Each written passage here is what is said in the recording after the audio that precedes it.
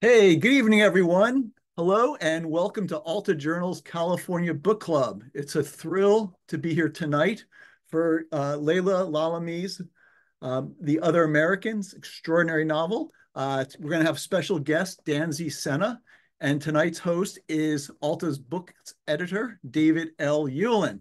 My name is Blaise Zuriga. I'm Alta Journal's editorial director, and I'm zooming in from San Francisco. I'd encourage everyone to say hello in the chat and let us know where you're joining from. While you're doing that, I wanted to go over some housekeeping, please.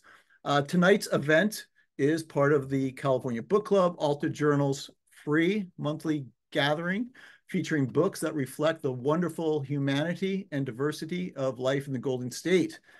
In the weeks leading up to each club's meeting, altaonline.com publishes numerous articles, interviews, and essays about that month's pick. So go there, and if you haven't already, read up on the other Americans. You want to make sure you do that. All of the articles are included in California Book Club's free newsletter. You can sign up on the site. While you're there, there's also other newsletters. You can check them out. We do a very popular one called Ask a Californian. We do a weekend read. We gin up some serials from time to time as well. They're really fun. So again, encourage you to check them out. The club would not be possible without the amazing support from our partners. So please support them. They include the Los Angeles Public Library, San Francisco Public Library, the Huntington USC Institute on California in the West, Book Passage, Book Soup, Romans, Diesel, a bookstore, Books Inc., Green Apple Books, Bookshop West Portal, Narrative Magazine, and Zizava. And again, please support them. Let them know that you heard about their sponsorship and support of the California Book Club. And you too can support us by visiting altaonline.com and consider joining. For $50, you can become an all-access member and get our award-winning, beautiful quarterly. Right now, we do have a special offer, and I said this last time, and it really is running out soon. But for $50, you get the magazine, this fantastic hat, note the cool logo, and our very popular best bookstores in California and the West. This is a guide. You can also find this at local independent bookstores as well. And if you do the math, you'll see that these items are worth more than $50. So do it while it's hot. Or you can also become a digital member for $3 a month, or just try us out, sign up for a newsletter, or come back next month for the next book club too. So please check out the store, merch galore, our award-winning tote bag to go with our award-winning journal. Lots of hats and t-shirts, so forth. Anyway, that's all that's there waiting for you at altaonline.com. So enough of that. Without further ado, please let me turn this over to the host of tonight's California Book Club gathering, David L. Ulin. David, there you are. Hey, thanks, Blaise. Thanks so much. It's a real pleasure to be here, and an honor to be here, talking to Laila Lalami, a friend, a colleague, someone I've known for many years. And I'm really excited to talk about The Other Americans. The Other Americans is a book that operates in a number of different registers. This is one of the things that we'll be talking about. It's a social novel. It's a thriller in a certain sense, a crime novel. There's a mystery at the center of it. But mostly what I find particularly striking about the book is the panoply of voices. The idea that this is a novel that works as a kind of a chorus, or with 9 central characters, each of whom speaks for themselves in a variety of ways. Laila and I will be talking about the way the book got constructed and how those voices work. What it does most significantly is it complicates our sense of empathy as readers. There are no clear-cut heroes or villains in this book, just complicated human beings, all of whom are operating from for a variety of reasons and out of a variety of influences, some their own, some imposed upon them by family, by society, by American culture. And so it really does create a dynamic in which all of us, every character in the book, and even those of us who are reading the book, operate as other Americans, and cast into question in an interesting and compelling and essential way the complicated issue of what it means to be an American. We'll talk about that too. Laila's written about some of those issues in her essays, which were collected in a book that came out right around the beginning of the pandemic, or the year of the pandemic, called Conditional Citizens. She's also the author of 4 other novels and of 4 other novels: Hope and Other Pursuits, Secret Son, The Moor's Account, and the forthcoming novel, I should say 3 other novels, and the forthcoming novel, The Dream Hotel, which maybe we'll get to talk a little bit about and get a sneak preview. But enough of me. Let's bring on Laila Lalami. Welcome to the California Book Club. Hi, David. How are Nice you? to see you. Good. How are you? I'm well. I'm well. I would be remiss in asking, since you're on the opposite coast, you're spending the year on the opposite coast. How are things in that distant land? I'm coming from Cold. Los Angeles. So. It's windy and it's cold and it's late. So it is different. I'm having a good time. I'm in Cambridge this year. I'm having a good time, but I am missing California. Oh, good. Well, I'm glad you're having a good time, and I hope getting a lot. I mean, I hope you're willing to talk a little bit about what you're working on and what you've been working on. We certainly won't start there. There's plenty of stuff to start with. I wanted to start by asking. So, as I was saying, sort of in the introduction, one of the many remarkable things about this novel is this range of voices, this weave of voices. And I'm curious if we can start just with that. As I was reading the novel again, one of the great things, you and I've talked about this novel a few times, and each time we do, I reread the novel. So so as I was rereading the novel for this conversation, I was struck by the kind of assurance of the finished product, in the sense of how the build of the narrative through this weave of voices. I know it didn't start that way, and so I wondered if we can go back to the beginning and talk about how how the novel developed and how you came to this kind of structural conceit. No, I think this is a really good question. I think sometimes it's very hard when you look at a book as a physical object, and looking at it and thinking, you might think that it started out like that, but sometimes the first draft and what you actually find as a finished book can be so different. And that certainly was the case with this particular book. For me, it started out in the summer of 2014. I had turned in the copy edits for the Moor's Account, and I was casting about for ideas for my next one. And I actually wrote something like 70 pages of a speculative novel, which is the one that I'm working on now, and set it aside because it wasn't going anywhere. And just wasn't sure what to write about next. I just wasn't inspired. And then we happened to be on vacation. I happened to be getting a phone call telling me that, a family member was sick. And it just kind of got me thinking about, you know, how difficult it can be to live apart from members of your family. I know during the pandemic, everybody had that experience, right? Where, say, grandma is sick, or your dad is sick, or your mom is sick, and you can't visit them. You can't just drop everything and go just because you're physically unable to.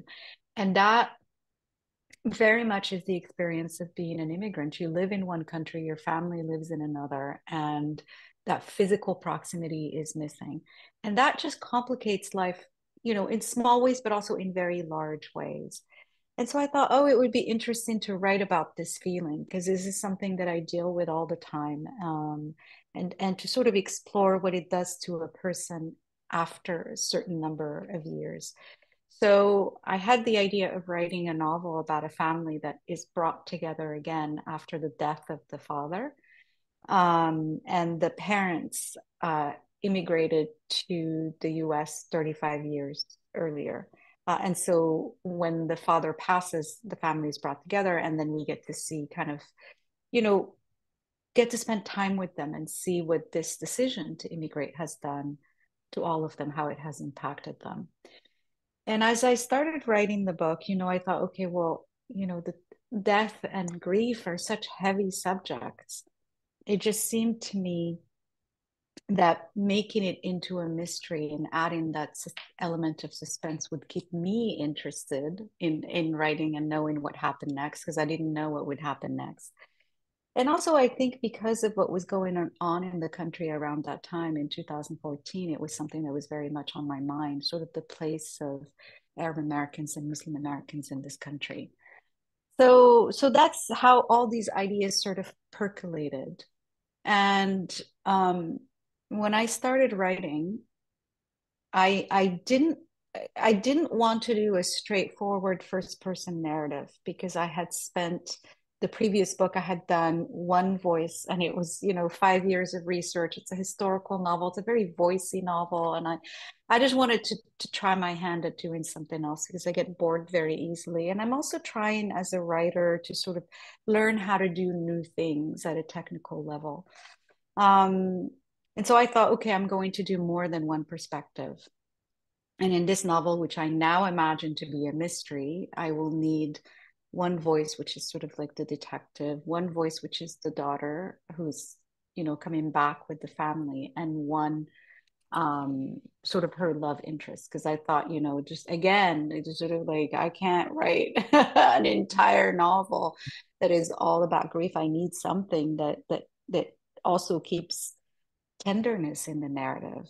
And so that's where the idea of the love story came about. And I think initially, again, in order to sort of stretch my capabilities, I had thought of doing this in the third person. So I wrote a draft with it is from their perspectives, but it is in the third person. And then I rewrote it, and I thought, okay, well, now I know what happens with all of these characters. I know what happens in the story. And I turned it in to my editor. And so this was like after 2 years of work. Part of the reason, by the way, why it had to be a mystery is that like it just takes such a long time, or at least it takes me a long time to write a novel, that you have to be interested, you have to care about the characters long enough that you're going to want to spend several years with them. And also, and so don't you think that all fiction or all narrative is in its way a mystery story? I mean, I mean, I think yeah, there's what happens next? definitely a mystery here. But Absolutely. yeah, we're all on the trail, right? Yes, absolutely. So anyway, so that was what happened. I turned it in, and then my editor read it, and he's like, "Oh, this is great. We love it, and we would be very proud to publish it. I just, have some feedback." And it was just like a sort of a question, what about these minor characters that you've created in the novel? And I had created like pretty much it's the exact same book. So all of these characters that you now hear about in the sort of 9 characters, all of their stories are exactly the same, but they were kind of buried because they were presented in the third person from these the detective, the love interest, and the sister. And that created, I think, a little bit of awkwardness in certain scenes. Like, for example, when I was trying to introduce what happened with the witness, it was a little bit more complicated because I was, only in the perspective of the detective. And I thought, well, that's an interesting idea. And I know that there's something about this novel that doesn't quite work. I just don't know what it is. So it could be that it's a question of point of view. And so I decided to just try it for 50 pages to try and revise and see if I was interested in writing from these other perspectives. And before I even hit page 40, I realized that was what I think the novel was missing at that point, is that there was not it didn't have that sort of openness in bringing in these voices. And once I opened it up in that way, it just became so much more exciting to write and to revise. And I just went away for another couple of years and rewrote it. And that's how the sort of 9 perspectives came about. I think I stopped at 9. Yeah. Do you think, I mean, did you get to know those? I mean, what's fascinating about the book, or one of the fascinating things, is all of those characters are so well drawn, even the ones who are minor characters, or, there are characters who appear to be minor characters who end up becoming kind of major characters or catalyst characters in a certain way. Did you find yourself getting to know those characters better, or did you have a full sense of them when you were, when you were writing the first version of the book before you activated all those voices? Oh, that's a great question. I think the more I stay with a character, the more I get to know them better. And sometimes in the process of revision, that's when I actually deepen my exploration of their emotional lives. So one of the things that happens is that sometimes I don't quite know why somebody is doing something. It just, my intuition tells me that that's what they're doing, and I don't quite know. And it takes spending time with that revision to oh wait, now it makes sense. Now I understand why they did this. It's because this other thing has happened, a few years earlier. This is, so you just, the more you spend time with characters, the more you get to know them. At least that's what happens in my case. So I think that they became more complicated once I had them in the first person. It allowed me to get to know them better um, than when they were minor characters, obviously. And it complicated the story so much more. One of the things that also this book has made me realize, and I know this sounds so simple, but like, and I realize this a lot when I look at when I read the news too, which is that we like to believe that what we believe or how we look at a situation is the result of careful considerations or the result of our own emotional sort of perspective, and that we wouldn't change our views if we were this other person or if we had a different upbringing or if we were somebody else, like, because of course our views are completely are completely make perfect sense and are perfectly reasonable, and that's the only way to look at things, right? That's the only Mine certainly do. that we are right. And so and and and I'm just not sure that that's the case. Like I'm just really not sure that any of this is not random and driven by accidents of birth, and accidents of how we have been brought up that lead us to have these particular perspectives on things. And I think one of the great things about using the first person is that, and opening the book up in that way, is that it really made it possible to let the reader see all of these different perspectives on what happened with the main character, the immigrant who dies on the first page of the book. So this is no spoiler. Um, and what happened during that hit and run accident, and to really form their own opinions, and in some ways much more complicated opinions, because they get to see everybody else's perspective. Yeah, no, that makes sense. It occurs to me, since you bring up what happens on the first page of the book, I'm wondering if you might want to read the opening of the novel for us, because I think it sort of illustrates a lot of what you've just been talking about. Oh, sure. I have it right here. So here we go. This is from the perspective of Nora, who is the daughter. My father was killed on a spring night 4 years ago while I sat in the corner booth of a new bistro in Oakland. Whenever I think about that moment, these two contradictory images come to me first. My father struggling for breath on the cracked asphalt, and me drinking champagne with my roommate, Margot. We were celebrating because Margot had received a grant from the Jerome Foundation to work on a new chamber piece, her second big commission that year. We'd ordered moule marinière and shared an entree and lingered late into the night. The waiter was trying to convince us to get the chocolate mousse for dessert when my phone rang. I have no clear memory of what happened next. I must have told Margot the news. We must have paid the bill, put on our coats, walked the 5 blocks back to our apartment. A bag was packed somehow. But I do remember driving home on the 5 freeway in the foggy darkness that cloaked almond groves and orange orchards, all the while dreaming up alternate explanations. Perhaps the sheriff's department had misidentified the body, or the hospital had swapped my father's records with someone else's. These possibilities were far-fetched, I knew, and yet I clung to them as I drove. Under my headlights, I could see only 20 feet ahead. But the fog lifted at dawn, and by the time I reached the Mojave, the sun was out and the sky a brazen blue. All I could hear when I stepped into my parents' house were my heels on the travertine floor. There was a copy of Reader's Digest on the console, a set of keys on a yellow wrist coil, and a pair of sunglasses with a missing lens. One of the framed photos on the hallway wall was askew. In the living room, my mother sat on the sofa, staring at the cordless phone in her hand as though she couldn't remember how to use it. "Mom," I called, but she didn't look up. It was as if she couldn't hear me. She was still in the white shirt and black gi from her karate class the night before. Across the ottoman, the jacket of her uniform lay in a heap, the dragon appliqued on its back a startling red. It seemed to me then that my father was still with us, in the half-empty packet of Marlboros on the windowsill, the frayed slippers under the coffee table, the tooth marks on the pencil that stuck out from the book of crossword puzzles.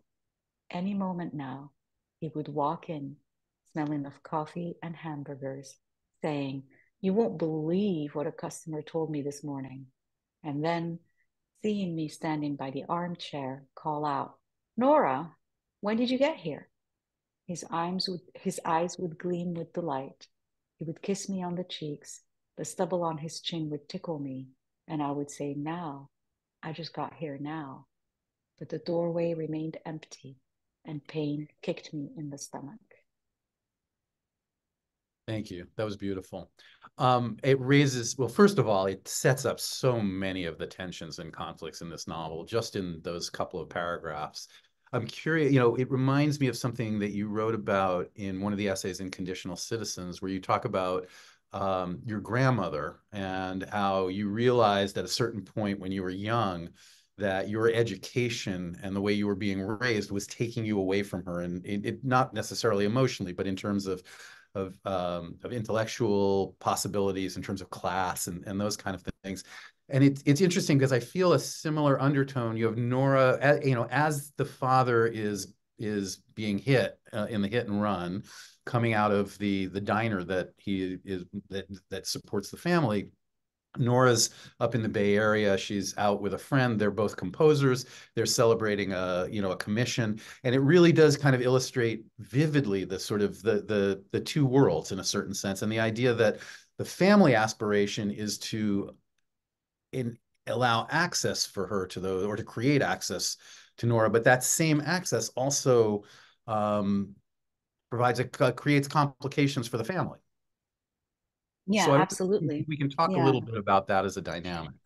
Yeah, this is interesting. I was talking to my husband about this a couple of months ago. I was telling him that in some ways, when the book came out, I, and I started talking about it, I was talking about the sort of coincidence about the fact that every character in this novel, and not by design, this happened sort of in an organic way. I didn't even realize it until later, is has has this experience of displacement, right? So of course, Nora is somebody who has left her hometown and lives in another part of the state. The parents are immigrants. The witness is an undocumented immigrant. The detective used to work in DC, is now working in this small town. So pretty much everybody has had an experience of displacement. And so when people were talking about the novel, oftentimes it would be this idea of displacement and immigration. And it really took me a while to realize that the book really, in a way, is really about this experience that you just brought up, which is how it's not just a question of alienation, but it's also the guilt that comes with it. This um like you feel it in the first paragraph, where there's this sense of guilt, really, that the daughter is out celebrating with her friend, but in fact it's at that precise moment that the father is the victim of the hit and run. And so all the characters really are dealing with that guilt too. So for example, the just off the top of my head, the witness who who doesn't come forward because he's afraid of, and reasonably so, of law enforcement, there is also a sense of guilt with that, and he's trying to, it's really weighing on him, and it's throughout the book. It's something that he's wrestling with. Should I come forward? Should I say something, or should I not say something? And the wife is the one that keeps bringing it up to him, and in a sense making that guilt worse. And that's something. And again, the Jeremy, the sort of vet, is dealing with this sort of guilt about things that he's experienced and things that he's done when he was in combat. So it is something that I think the book explores, and that sometimes you think that you're doing something that is that is a positive in your life, like, for example, moving to another country, but it does come at a cost, and that creates that feeling of guilt that I think that the book is exploring. And certainly in my own life, this is something that I've wrestled with, as you brought up, with my grandmother. My grandmother was somebody that I was very, very close with, because the school that I went to, which was the French school that I went to as a young child, was near her house, and so I ended up spending all my school day, every day with her, and I would eat my lunch at her house and spend a lot of time with her. But my grandmother was also illiterate, and so she was somebody that, the more I spent time at school, the more I became educated, the further apart we were intellectually, and there was a sense of, like, yes, of course, I feel that my education has been a gift for me, but at the same time, it has also taken me away from that root, from those roots. And that is something that there's nothing I can do about. And there is a sense of guilt with that, I think, as well. Yeah, I mean, it's interesting too that there's also displacement even within the families. For instance, the police officer Coleman Mm-hmm. is, she's married to someone, she's raising his son as her own, but she's not the biological mother, although she has been Right. raising this child since he was young.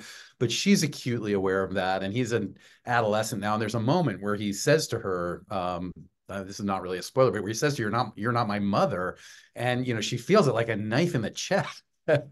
Or the witness Ephraim, who is also in a related situation. He first met his wife when she was a widow. So there is, even within these constellations, and of course, which I do want to talk about, but I want to in a minute I want to bring Danzy out. But the relationship between Nora and her sister. There's all kinds of movements of displacement even within these overlapping nuclear Yes, families. very much. Yes, yes, I agree.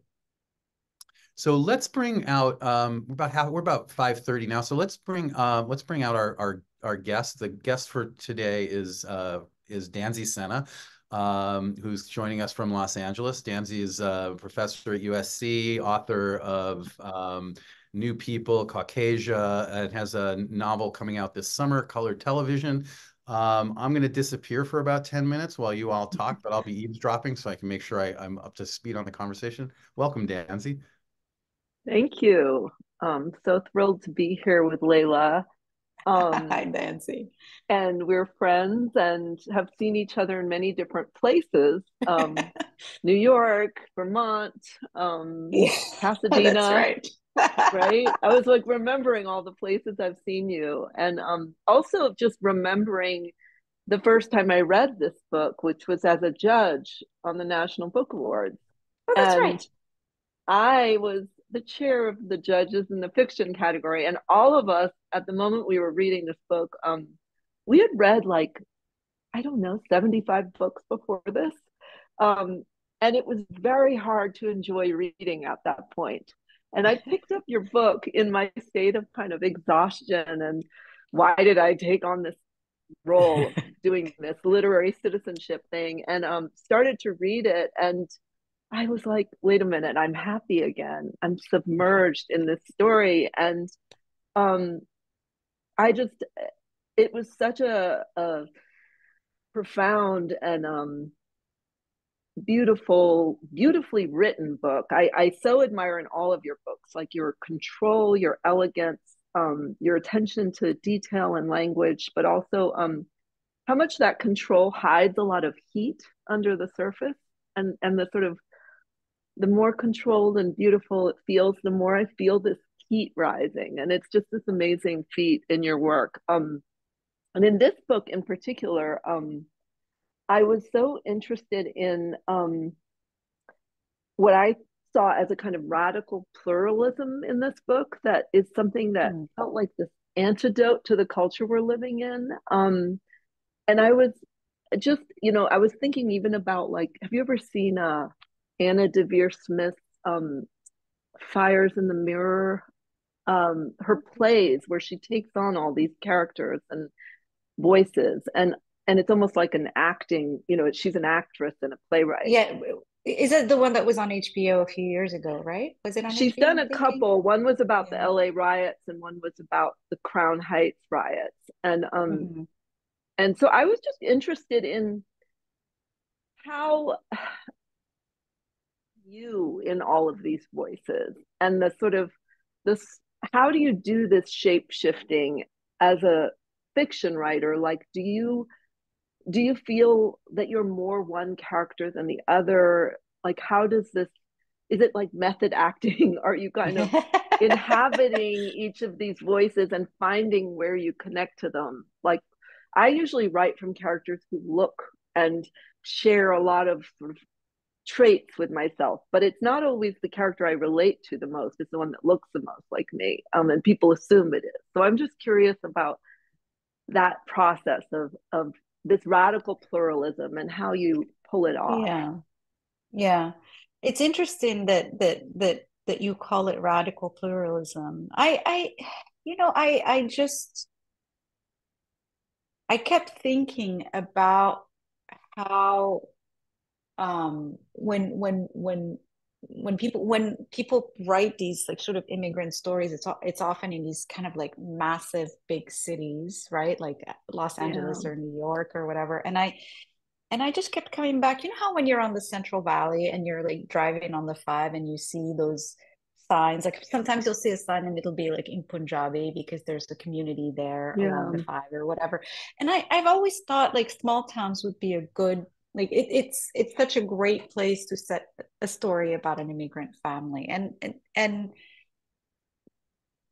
as I kept thinking about that, like think about like the idea of small towns in the popular imagination as places that are sort of closed in on themselves and remote and rural and filled with people who may be closed-minded, all these ideas that people have about small towns. And I thought it would be interesting to play with that because that's not been my experience with small towns. But of course, the problem is that the challenge is how to write these characters who may be different.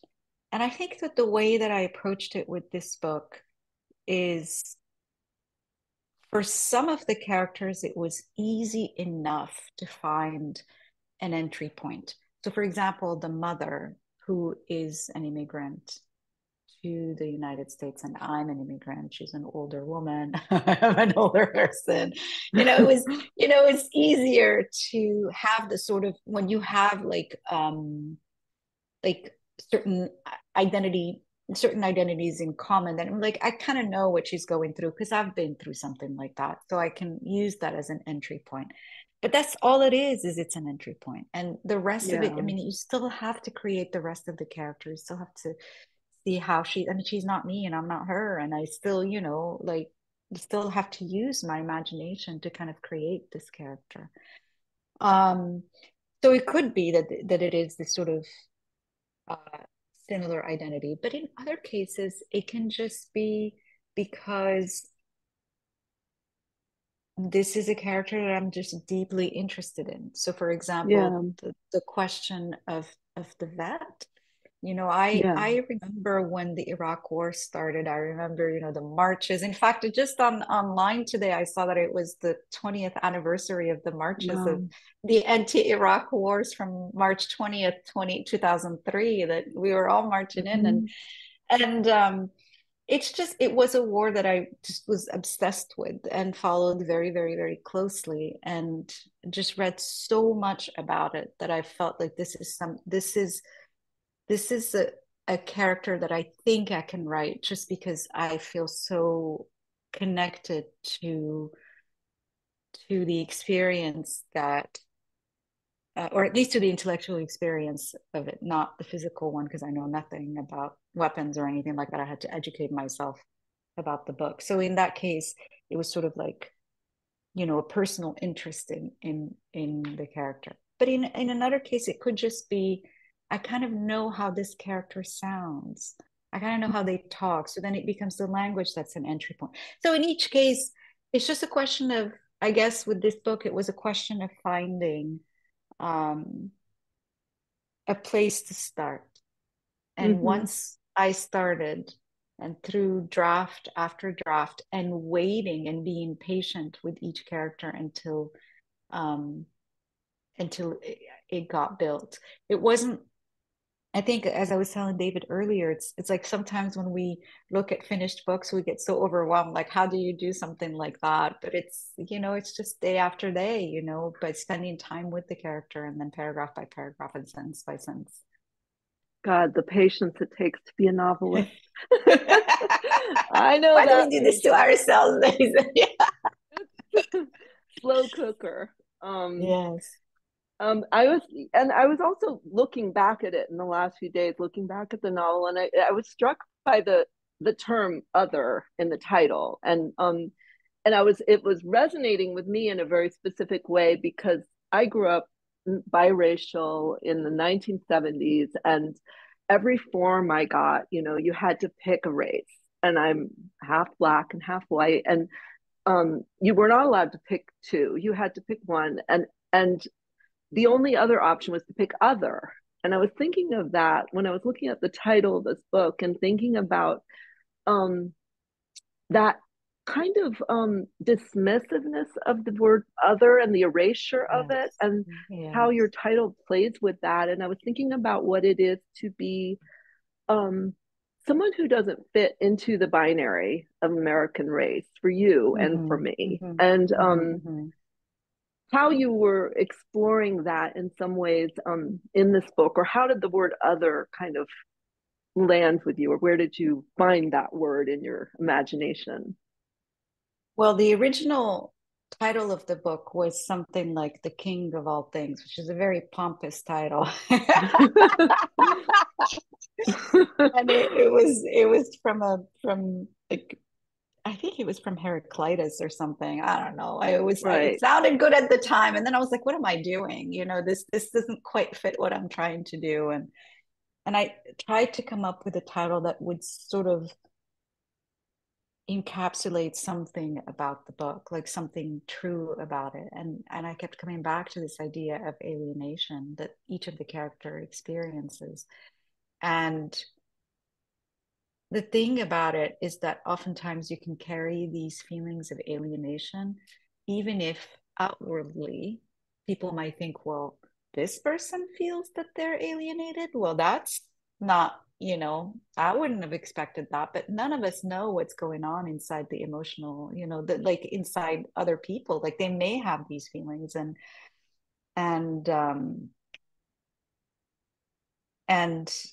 just have no, you don't necessarily express them. And so I thought that the title, that using the word other with the word American and putting them together would kind of get at this idea of alienation. But to your point about other on the census, I remember being mystified by that when I came to the US at USC and I was a graduate student. And I had to fill those forms and I found them so confusing. Pick? I put other. I mean, what was I supposed to put? Because you couldn't, because I mean, it was just very confusing, the whole thing. And the whole idea that you Arab American identity. I mean, that's one of those things that the census shows its confusion about, like my category or categories. Like there's a real confusion about where to place you and what are you, you know? And then we're living in this moment, of course, right now where all of that has been kind of Islamophobia, hatred of Arabs, Muslims, and the moment we're living in where suddenly the identity, which has been, you know, it kind of like the hatred goes into remission and then it comes out to the surface in these moments. And I'm just like you were kind of writing about that in this book, Yeah. but then we're living in a moment again where it felt so viscerally, right? Yeah, yeah. There was maybe it was like a couple of weeks ago, the New York Times did a huge piece about Arab Americans and the census, because the census considers Arab Americans as white. And then the New York Right. Times went and asked actual Arab Americans and showed the racial diversity of the Arab American community, going from Sudan all the way to Morocco, right? And so like they did, and of course, everybody was confused. Some people were checking white, some people were checking others, some people were checking black. It was like all over the place. And this would be fixed if the census had a box for that and then allowed people to write or specify.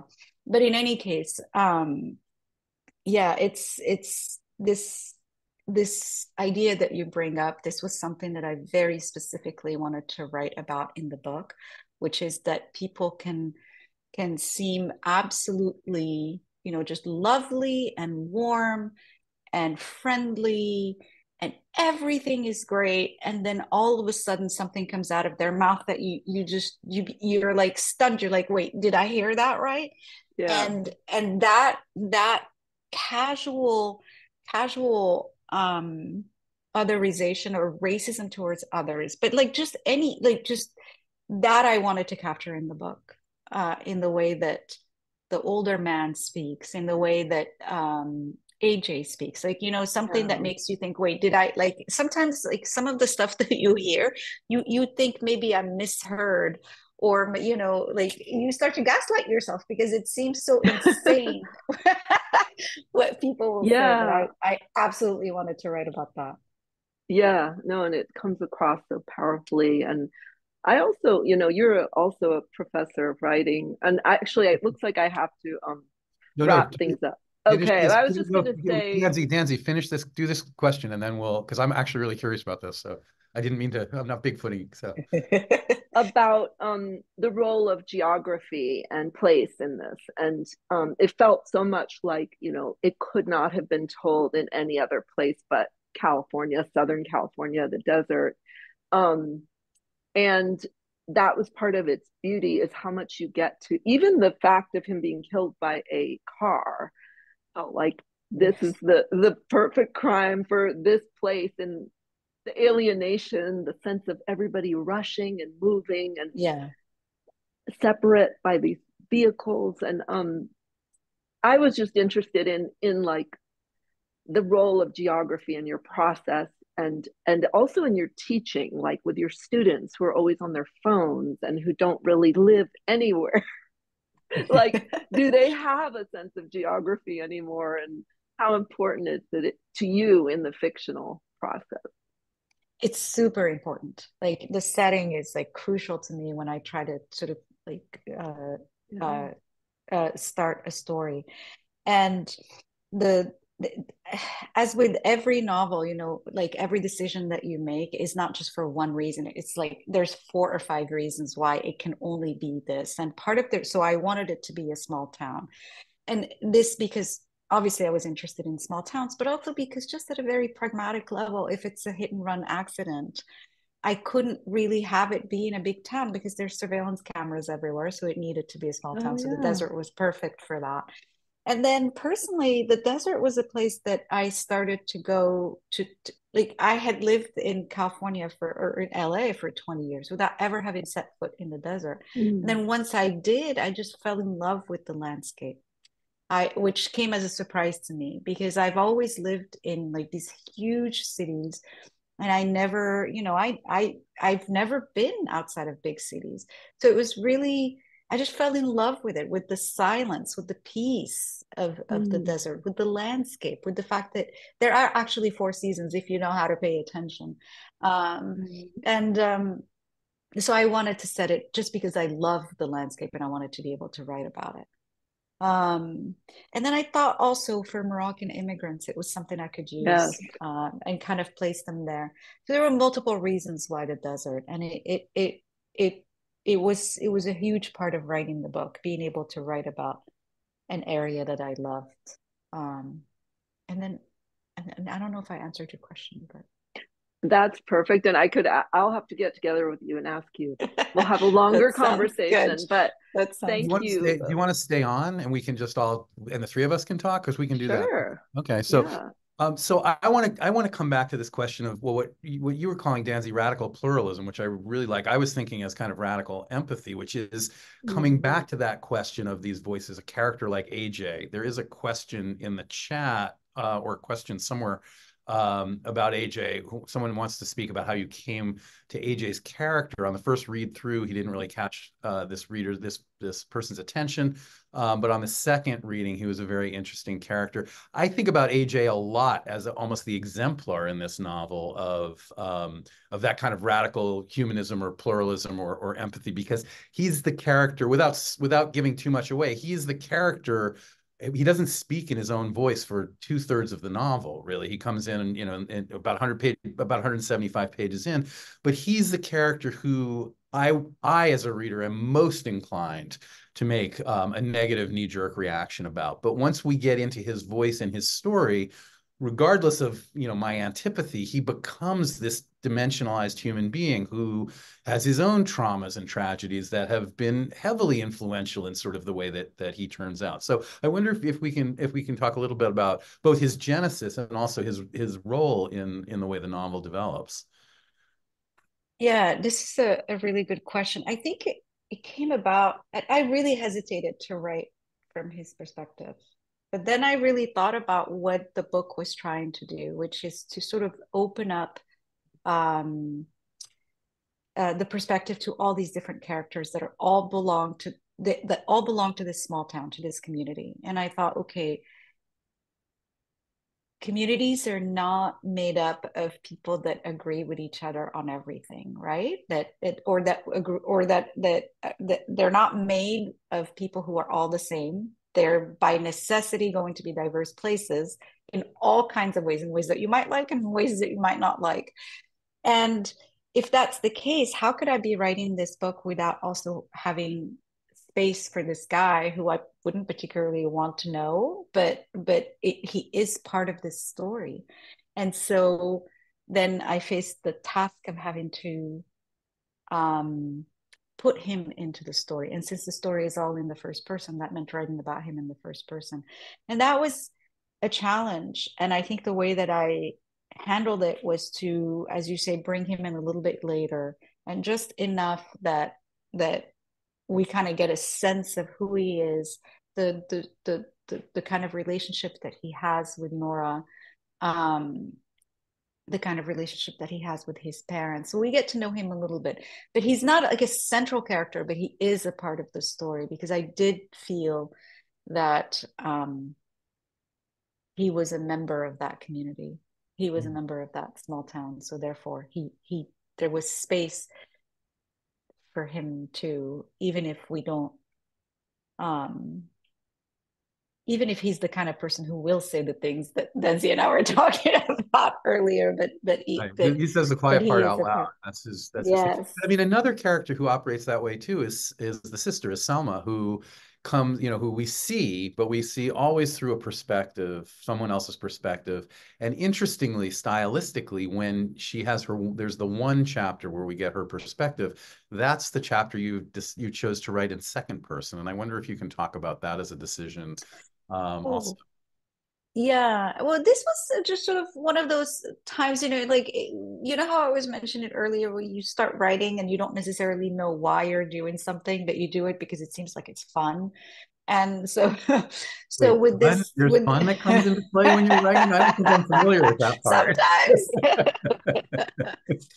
And so with her, it was, because the mother and the father and the sister were in, it just seemed to make sense to include her as well. Can you hear me? I feel like the sound came in and out. Maybe I shouldn't be playing. Oh, you're fine. And so yeah, so I wanted to include her in the story, but because she was somebody who seemed to have like this everything that Nora doesn't have. Like, she seems to have her act together. She seems to have her life, like the sort of picture perfect life. And so, when I decided to write her, I thought, oh, it might be interesting to try it this way. and then I tried it that way in the second person, and I just had fun doing it. And so that was really the short answer, is it was fun writing her. And then later, I mean, I can definitely post explain why it's in the second person, but in the moment I did it because it was fun. And then sort of the more clever explanation is that because she is somebody who in some sense is also alienated with herself, and she develops a substance abuse problem, and um she has an experience of immigration that is radically different from that of her parents, and a different experience of alienation than her sister. And I think that the second person really fits for that. There is a sense of alienation from the self in her case. Well, she But says, I in the think it's moment, it was fun. it's so interesting hearing like that as your process, because I always think that my subconscious knows more than I do when I'm writing fiction. So you make Absolutely. a decision like that because you're just sort of feeling it, and later you can see the logic, but it's you kind of don't want to almost know too much, right? You don't, Ray Bradbury, I think it was Ray Bradbury who had this quote. He says, "Your intuition knows what it's doing, so get out of the Yeah. way." And I was Yeah. like, this is what I needed to hear. And so I tipped it above my I desk. And love that. so oftentimes, it's absolutely true. If you think about it in a way, it's almost like dream language. You know how, like, in Yeah. a dream, things seem to have their own logic. Like you're dreaming that you're flying, but it's on, like, the co-pilot is this person you haven't seen in 30 years. And like there's a particular logic in the dream. And in writing, if we trust that there is a logic to it, eventually, the Yeah. the sort of more right brain part of it will catch up with it. I love yeah, that. that's really that's fascinating. The other thing too that I wanted to ask about is this idea. It's not just the perspectives. I mean, Jeremy the vet is a great example. He's got his own articulated backstory, all these reasons he's done what he's done. He's a veteran of the war, and Nora, as they kind of are together, she's her react, I feel like we're a little bit more sympathetic to him than Nora is, which then makes me more sympathetic to both of them in a certain sense, because you know what I mean? And there's just a fascinating set of dynamics going on in there. I find myself sometimes thinking, thinking in her reaction to his stories about being in Iraq, I sort of end up saying, like, give him a little bit of a break. He was in the war zone, but then I also identify with hers because I'm much more aligned with her, politically, culturally, socially. So it causes me to ask questions of myself about my own kind of what you were saying before, my own, all the values that I'm so sure about, and all the ideas Yeah. and that I'm so sure about. So I wonder if you can talk a little bit about that, because it isn't just when they're the first person character, it's also when they're the third person character that the other first person character is talking about. Yeah. Yeah. I think this is something that I think I just encountered in my own experience. I mean, you remember how earlier I said that I was obsessed with this war, and so I just was extremely passionate about it, and I felt like a great crime had been committed, and that we would live um, with its consequences for generations. Like I remember in 2003, I'm like, there is going to, like, the outcome of this is going to be potentially a radical Islamist party that comes out of what's going on in Iraq. And then of course, eventually 10 years later, that's what happened. But anyway, and I'm just an idiot with a laptop. So it's like the idea that that the people who were starting this didn't realize that it could have these grave consequences is ludicrous to me. And so, but on the other hand, once I get off my high horse, I realize um, that a lot of the people that were involved in it are just, in the end, they're just people, and life is complicated in all sorts of ways. And um, it's when we, or at least when I look at how these events are unfold, I can exercise a kind of intellectual judgment on it. And I certainly do every day. But then when I look at what people are experiencing, it's so much more complicated and harder to do that. It's so much more difficult to say that everybody else is seeing it the same way and everybody else has the same sense that this is right and this is wrong. Like people are just there's so much chaos in life. There's so much complication to people's lives, and that had to be rendered in for me through this character. And just to your question, David, this is also something that has come up in like when I've done, for example, book club events with young college students. That's something that they ask me about. Why are they, getting together? Like, why would she, like they want them to stay separate. It can't like, there's no sense that maybe people can find common ground, like not necessarily agree with each other, but that they realize that each other may have made mistakes in the past. And because and shame is such a universal feeling, right? Yeah, like everyone has felt shame, so of course we can all relate to that if we get past all that language. Right. Yeah, but also we're inside their, we're inside their heads, we're inside their hearts, right? We're inside their souls, we're reading their first person account. So it feels like, again, it comes back to that question of pluralism or empathy. We know them better, let's say, than the people they're in the room with may know them, because we're hearing we're exposed to the inner lives of all these characters. Right.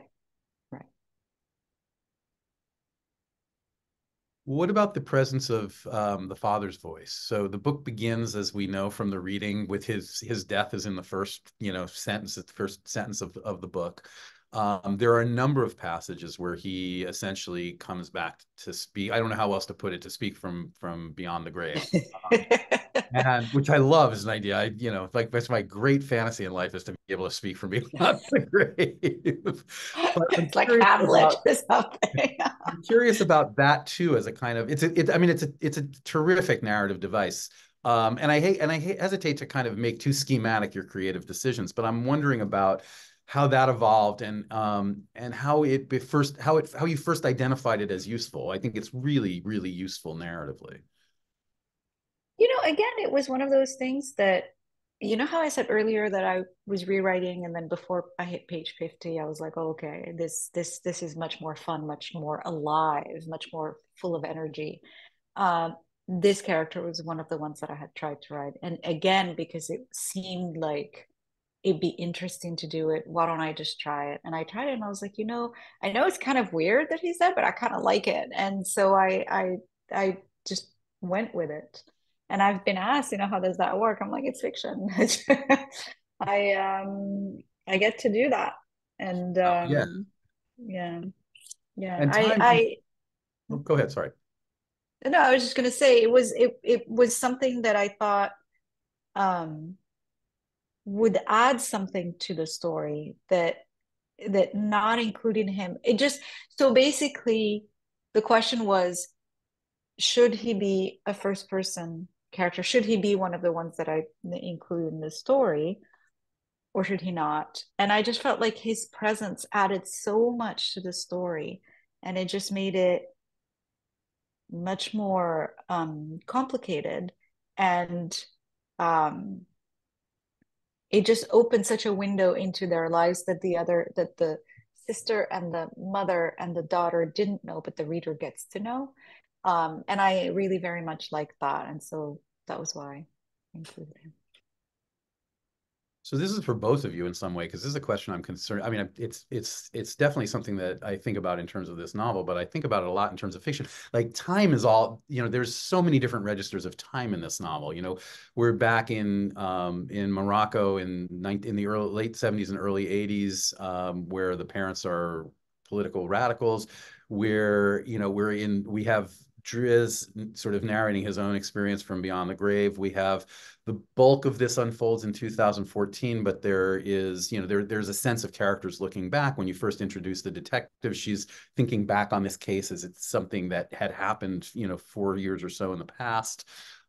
So, for this novel, I'm curious about your sense of the movement of time or how that developed. But for both of you as novelists, I'm really interested in the notion of how time within the novel gets activated as a narrative mechanism.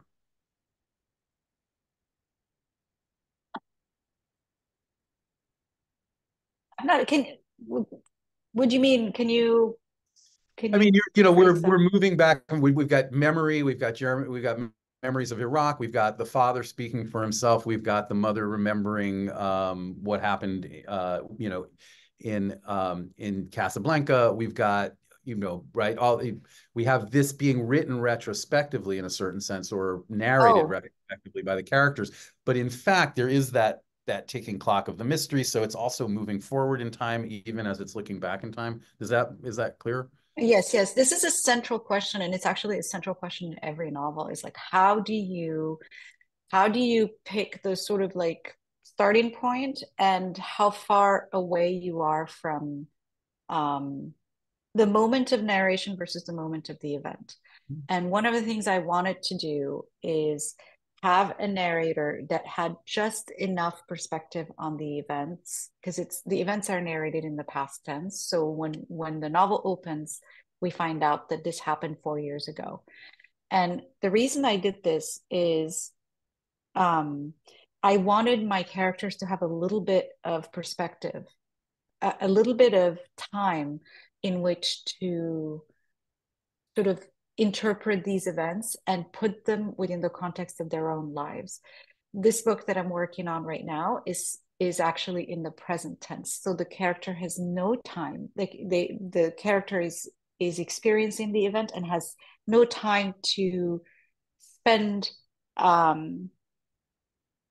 contextualizing them in the past, or like they're too busy experiencing what's going on. And so it's a completely different form of narration. But with this one, I wanted it because it was all these different perspectives, that it would be something that had happened in the past and that they all got to reflect upon. Because don't forget also that immigration is one of those things that sort of splits time, right? You're constantly thinking about that other country, and therefore about a place that you no longer live in, that exists solely in the past for you. So it for that reason alone, the narrative the moment of narration had to be a few years after the timeline of the events. Do you also feel like sorry, go ahead. No, I was going to say, I was curious how you were doing it. Well, I was curious because you wrote the book or started it in 2018, did you? 14, or it came out? 14. It came out in 2019. Okay, right. So you feel that you have to have years away from a historical event to be able to write about it. Do you also, as the writer, have to have that kind of temporal distance from a moment, like the time period that you're writing about? No, I think it's something that it just really depends on the book, right? So with the Moor's Account, for example, which is the novel before this one, it is also a book where the main character is talking about events that have happened a few years earlier, so almost 10 years earlier. And part of the reason for doing it that way is to be able to create this fiction that he is sort of correcting the historical record. Like, he can't correct the historical record unless he knows what actually happened. And so that's why he needed the perspective of that, the 10 years. So that was sort of the reason for that. And with this one, as I said, it was, because it is a mystery and it is going to be revealed, but it is going to be revealed piecemeal. And so instead of it being